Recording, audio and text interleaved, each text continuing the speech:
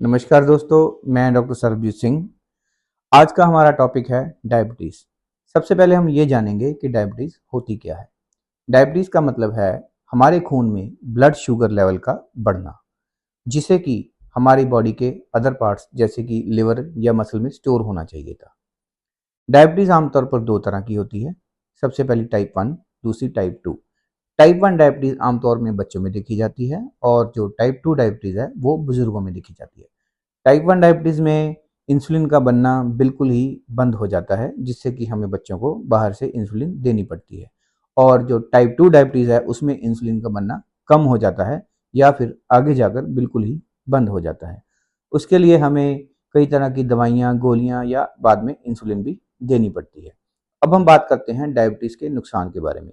वैसे तो इसके बहुत सारे नुकसान हैं, पर हम अगर 3 तरह की बात करें तो आमतौर पे इसके 3 नुकसान हैं। सबसे पहला डायबिटिक रेटिनोपैथी, शुगर की वजह से आंखों की रोशनी कम हो जाना, ये इसका सबसे पहला नुकसान है। दूसरा नुकसान इसका है न्यूरोपैथी।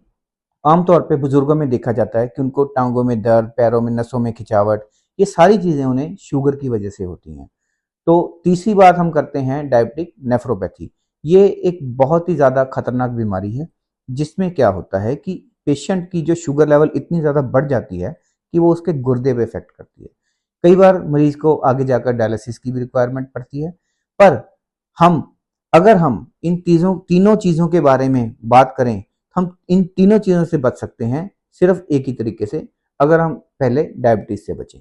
सो डायबिटीज़ से बचने के लिए हमारे पास सबसे पहला ये उपाय है कि हम अपना खान-पीन और अपना जीवन और अपनी दिनचर्या को ठीक करें।